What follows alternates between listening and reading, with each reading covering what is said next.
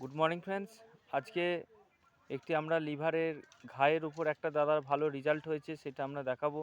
তো আমাদের কবিরদার কাছ থেকে জেনে নেবো যে কবিরদা আপনার কি হয়েছিল, একটু বলুন কি সমস্যা ছিল আপনার।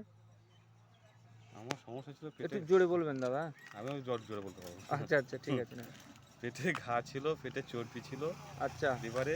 আচ্ছা, ওই সমস্যা ছিল, আগের থেকে একটু ভালো আছে।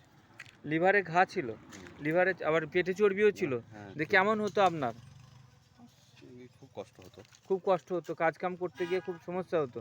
তো আমাদের এই সাপ্লিমেন্টগুলো খেয়ে আপনি কি বুঝছেন এখন? এখন একটু ভালো বুঝছি। জোরে বলুন একটু। এখন একটু ভালো বুঝছি। ভালো বুঝছেন। ক মাস খাচ্ছেন এটা নিয়ে? 2 মাস। 2 মাস। আচ্ছা, এই পেটে যন্ত্রণা হলে আপনাকে অ্যালোপ্যাথি মেডিসিন খেতে হতো তো? হুম, খেতেন তো ডেলি? পেটে যন্ত্রণা আমার হয়নি কোনোদিন তো। না না, আগে হলে যন্ত্রণার ওষুধ খেতেন তো?